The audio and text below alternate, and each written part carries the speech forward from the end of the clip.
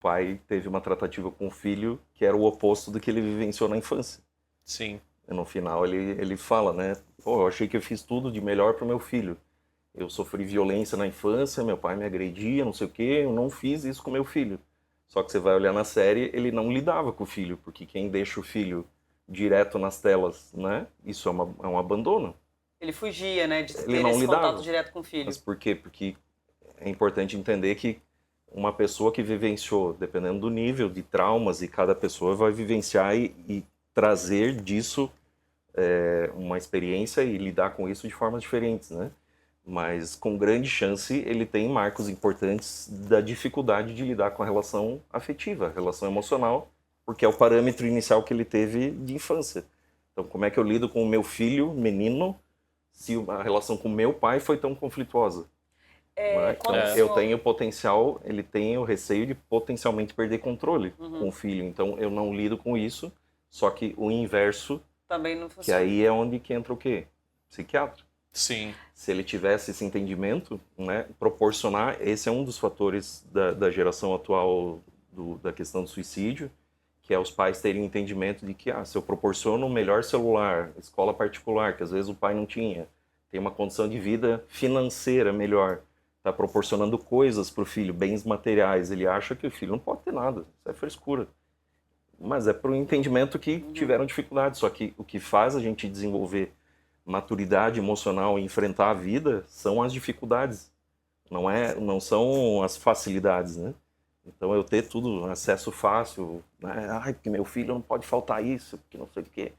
Vai ter problema, vai demorar bem mais, ele vai ter que aprender não a sabe pular lidar com com 30. frustração, né? Exato. Porque tem tudo. É isso. Na série Adolescência, quando o senhor assistiu, você falou, esse menino tá com características de ser bipolar, tá com características de ser um psicopata.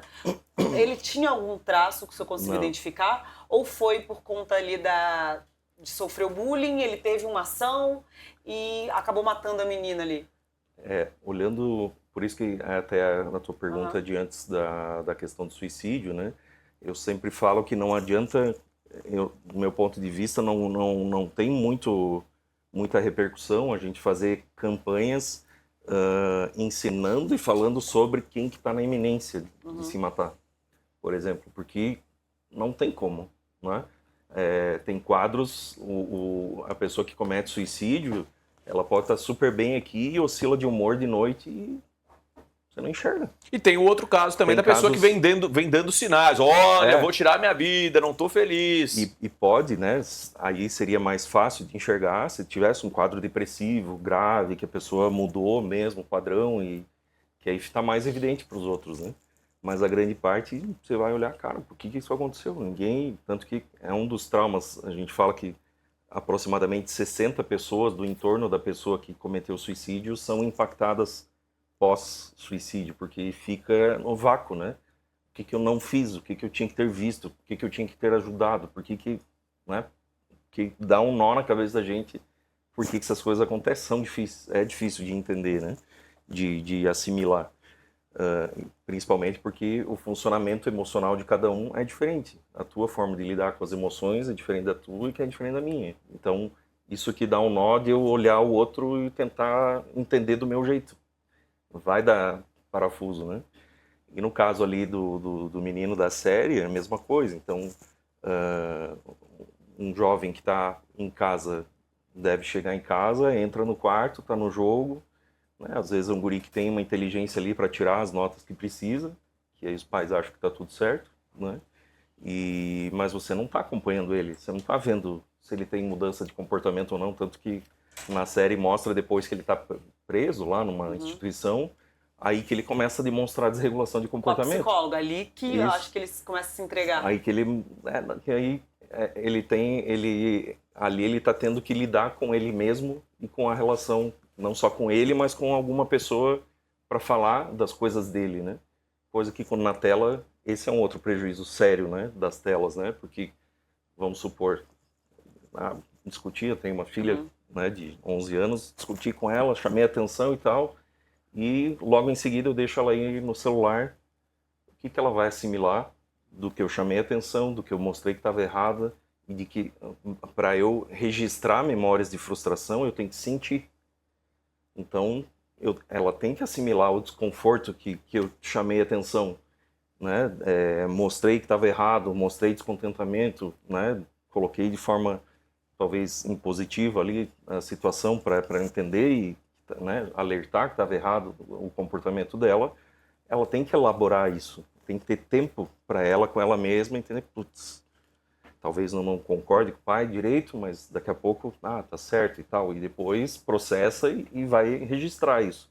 Agora, se, né, alguma frustração, um exemplo como esse, logo em seguida o jovem vai para a tela de novo, né, o que ele está lidando com a tela? Eu estou deslocando minha atenção 100% na tela, não estou lidando com o que eu sinto, não estou nem pensando no que foi dito, né, se meu pai falou alguma coisa ou não, eu não estou registrando as coisas de aprendizado, de convivência, de limites, de regras, entendeu? Então, vai tendo, inclusive, uma questão de desenvolvimento de empatia, de estrutura, capacidade de ter estrutura empática. O adolescente já tem essa dificuldade. Então, se a gente pensar que isso não se desenvolve direito quando tem esse excesso de telas dentro de casa, isso acaba sendo um abandono, né? Aliás, uma das principais características de um psicopata é justamente a falta de empatia, não seria isso? É uma das características que muitos falam que tem, porque eu sempre falo que é multifatorial, né? Existem fatores biológicos, genéticos, mas com certeza os ambientais são muito marcantes. Eu sempre investi muitos casos para entender como é que as coisas se deram, né? Eu já atendi casos bem graves, muito mais graves do que esse, e sempre tem, 100% dos casos tem fatores ambientais, seja de mães com um histórico traumático de infância, histórico de abuso não resolvido, não tratado, que está projetado, né, com a dificuldade de lidar com os filhos, que já tem depressão pós-parto, já muito ligado, né, as pessoas não pensam muitas vezes a questão se o filho é menino é uma coisa, se o filho é menina é outra, eu vou ter que lidar com as minhas emoções de acordo com o que eu recebi lá atrás, e numa fase imatura que eu não tenho acesso de memória, então eu reajo, né, então eu tenho que lidar, né, então isso tem essa projeção que vai tendo no desenvolvimento e com o passar do tempo, uma mãe que tem dificuldade de lidar ali com uma relação, ela deixa ali estacionada porque mesmo uma forma invertida o pai lá, né, da série, a mãe possivelmente também está ali, pode ser que ela tivesse alguma dificuldade também da figura masculina. Naquela conversa dele com a psicóloga, e ele alterava muito o humor dele ali. Isso. Aquilo é porque ele estava sendo confrontado? Por que ele se reagiu daquela forma? Ali mostra, claro, é uma questão que o adolescente tende a ter, né, respostas impulsivas, o adolescente está numa fase, isso é do histórico total da adolescência, não é só desses adolescentes, né? Que é uma fase de teste, de eu quero ser adulto, mas eu tenho comportamento de criança, eu não tenho responsabilidade de criança, eu não mensuro consequência dos meus atos, então eu quero testar, mas eu não me dou conta da gravidade do que eu estou fazendo, né?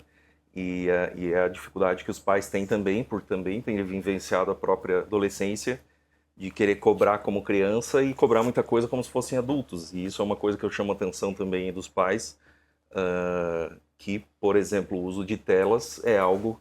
O adolescente ele não tem cérebro e maturidade cerebral desenvolvida para decidir, ter condições de decidir coisas de médio e longo prazo para a vida, né?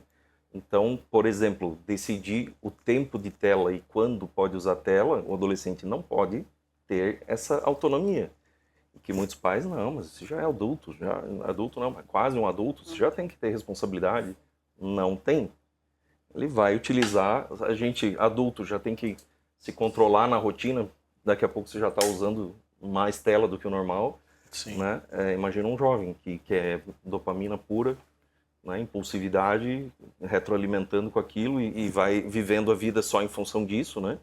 Aí uma característica também que aconteceu, acho que na série, que a gente pega praticamente todos os que a gente atende por tentativa de suicídio, é o isolamento social, isolamento no quarto.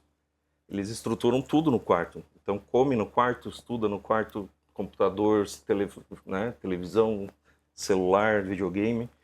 E aí chega um ponto que eles estão com a mente toda organizada lá e não come com a família, não troca, não interagem nada. Qualquer coisa com os pais vira estouro, que daí os pais já não acessam mais eles, porque deixaram isso acontecer. Né? Então, não tem um pensamento de manter uma rotina em casa estabelecida, que antigamente isso acontecia